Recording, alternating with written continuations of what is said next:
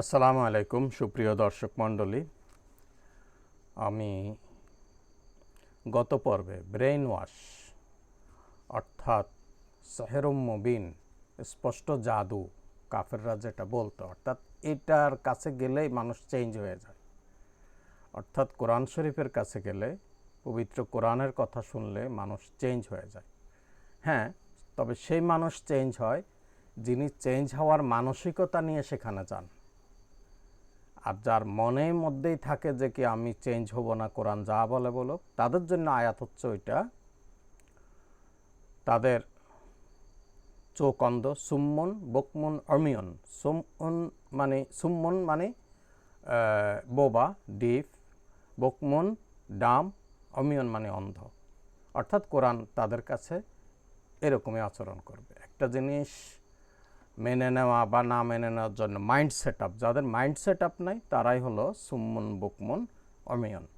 তো আমার ব্যক্তিগতভাবে কিছু মনে করবেন না, আমি যে রাজনৈতিক দলের সমর্থক ছিলাম বা কলেজ ফার্স্ট ইয়ারে ইয়াং এজের মানুষ যা করে কিশোর বয়সে, সেইভাবে আমি মুজিববাদ ছাত্রলীগের সমর্থক ছিলাম এবং আমার লক্ষ্মীপুর কলেজে মানুষ যা করে একটা না একটা রাজনৈতিক দল সমর্থন করে। তো সে সময়ে ফার্স্ট ইয়ারে কিছুদিন লক্ষ্মীপুর কলেজে পড়লাম, ছাত্রলীগ করতাম, মিছিলে যেতাম, স্লোগান তুলতাম। যেমন প্রথম, তোমার পিতা শেখ মুজিব, আমার পিতা শেখ মুজিব, জাতির পিতা শেখ মুজিব। ঠিক আছে, সবার পিতা শেখ মুজিব। কিন্তু কোরআন যখন পড়া শুরু করলাম, খতম দেওয়া তো কোনো অর্থই নাই, শুধু সওয়াব ছাড়া, বুঝার ক্ষেত্রে নাই। তো কোরআন শরীফ যখন পড়া শুরু করলাম অর্থসহ, সূরা হজের 22 নম্বর আয়াতে পেয়ে গেলাম, মিল্লাত আবিকুম ইব্রাহিম হুয়া সাম্মাকুমুল মুসলিমিন। তোমাদের জাতির পিতা ইব্রাহিম, অর্থাৎ তোমার পিতা আমার পিতা, জাতির পিতা, সবার পিতা হলো শেখ মুজিব। তো স্লোগান তুললাম, কিন্তু যেই কোরআন পড়লাম তখন সূরা হজের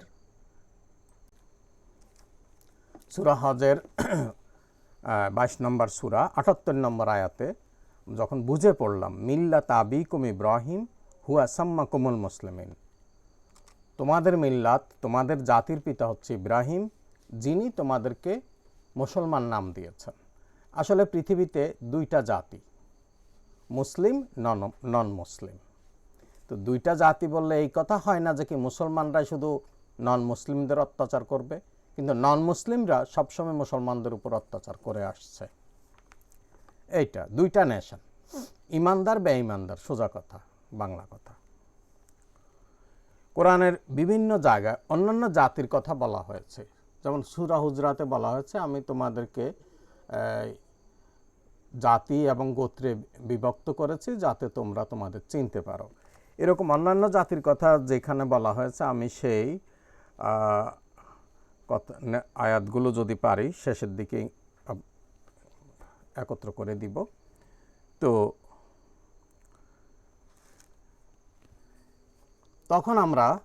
তখন আমি বুঝতে পারলাম যে কি না, আসলে জাতির পিতা ইব্রাহিম। আমি যদি মুসলমান হই, আমি যদি মুসলমানদের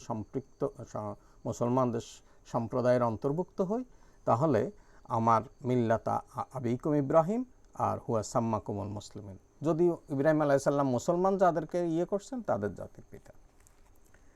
এরপরে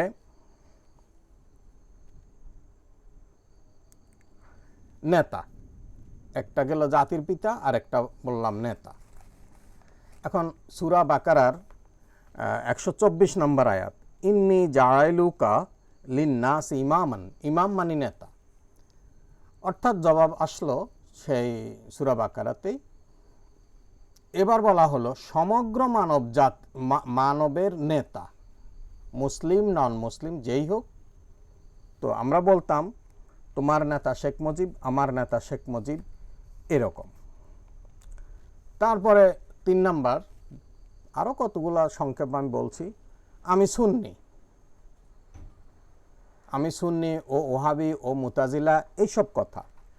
কিন্তু সূরা আলে ইমরানের 102 নম্বর আয়াত, ইয়া আইয়ুহাল্লাযীনা আমানু, হে ইমানদারগণ, ইত্তাকুল্লাহ, আল্লাহকে ভয় করো, হাক্কা তুকাতিহি, যেভাবে ভয় করার প্রয়োজন সেভাবে, ইল্লা মানে নানবাটের মতো, ইল্লা নানবাট, আনতুম মুসলিমুন, মানে মুসলমান হওয়ার আগে মৃত্যুবরণ করো না। তার মানে ইমান, এখানে মানব জাতিকে আল্লাহ উপদেশ দিচ্ছেন যেরকম যে হে ইমানদারগণ, তোমরা আল্লাহকে ভয় করো আর মুসলমান না হয়ে মৃত্যুবরণ করো না। এখানে দুইটা, আমি ওই কন্ট্রাডিকশানে, এটার ব্যাখ্যা আরও বড়। যেমন ইমান আল্লাহ, আবার মুসলিমুন কি? ইমান আল্লাম ইয়া আইয়ুহাল্লাযীনা আমানু, সেই ইমানদারদেরকে বলছে ইল্লা ওয়ান্তুম মুসলিমুন। মুসলিমুন মানে কি? মুসলিম, হ্যাঁ, মুসলিম মানে কি? আত্মসমর্পণকারী, সব বিষয়ে আল্লাহর কাছে সারেন্ডার করলাম, এটাই হচ্ছে মুসলিমুন, এটাই হচ্ছে মুসলিমুন। আর আমরা যে কালেমা পড়ি, কালেমা তাইয়্যিবা, এটারও তো 3টা পার্ট। লা ইলাহা, প্রথমটা তো নাস্তিক্যবাদ, কোনো ইলাহ,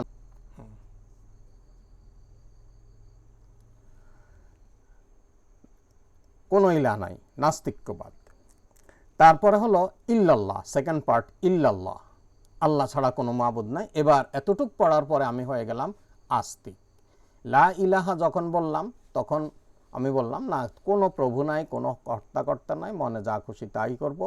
যখনই বললাম ইল্লাল্লাহ, আল্লাহ ছাড়া, আবু জেহেল, আবুল আহাব, তারা তো এই পর্যন্ত কলেমা মেনে নিয়েছিল,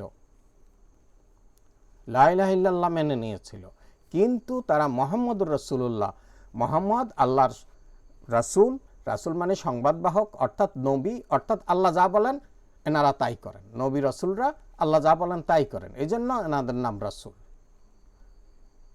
আর আল্লাহ তো কোরআন শরীফে অনেক আয়াতে বলে দিচ্ছে, নবীরা যদি মিথ্যা কোনো কথা বানিয়ে বলতো আমি তাদের গ্রীবা ছিঁড়ে দিতাম। তা রাসূল, তা এই জন্যই তো আবু ওলীদ, যে তুমি শুধু এই কথাটা বলবা না, এই প্রস্তাব নিয়েই তো আবু ওলীদ রাসূল সাল্লাল্লাহু আলাইহি সাল্লামের কাছে গেছেন, যেটা আমি প্রথম পর্বে ব্যাখ্যা করেছি। তো এখন কোরআন শরীফ পড়ার পরে, সূরা আলে ইমরানের 102 নম্বর আয়াত পড়ার পরে আমি বুঝলাম আমরা মুসলিম। কে ওহাবি, কে গুনাহগার, এগুলো তো আল্লাহর বিচার করবে। যে 5 হাদিসে আসছে, যে 5 ওয়াক্ত নামাজ পড়ে, রোজা রাখে, যাকাত দেয়, এরা হলো মুসলিম, এদের সঙ্গে তুমি মুসলমানদের মতো আচরণ করো। যাই হোক, এ প্রসঙ্গ গেল। তারপরে আসা যাক আদর্শ। তারপরে আসা যাক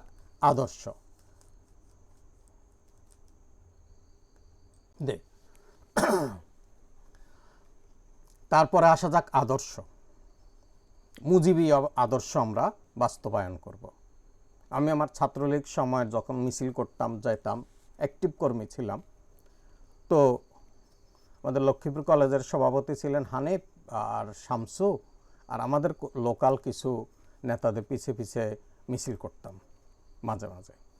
এরপর আসলো মুজিবীয় আদর্শ। আমরা মুজিবীয় আদর্শে বিশ্বাস করি, মুজিব যা বলছেন, শেখ মুজিব যা বলছেন, আমরা সেটা বাস্তবায়ন করব। এখন আদর্শ কি জিনিস? আমি যদি এই জিনিসটাকে বলি 5 ইঞ্চি বা 6 ইঞ্চি, কেউ বলবে 4 ইঞ্চি, কেউ বলবে 3 ইঞ্চি, কেউ বলবে 6 ইঞ্চি, তাহলে এটা কি আদর্শ হইল?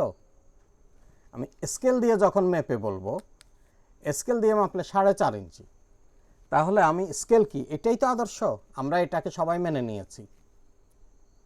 এটা 100, এটা ইঞ্চি সিস্টেম, ইঞ্চি, সেন্টিমিটার, এগুলো যতদিন থেকে সবাই তো সারা পৃথিবীতে তো এটাকে এইভাবে মেনে নিছে, এটাই তো আদর্শ। তাহলে আদর্শ হলো যে জিনিসটা পরিবর্তন হবে না, গতকালকেও যা ছিল আজকেও তা থাকবে, ভবিষ্যতেও তা থাকবে। এখন মুজিবীয় আদর্শ আমরা কায়েম করব। কিন্তু কোরআন শরীফে যখন এসে গেল, লাকাদ কানা লাকুম ফি রাসূলিল্লাহি উসওয়াতুন হাসানা, রাসূলই তোমাদের জন্য অন্যতম আদর্শ, সুন্দর আদর্শ। তাহলে আমার সেই কথাটাও কেটে গেল।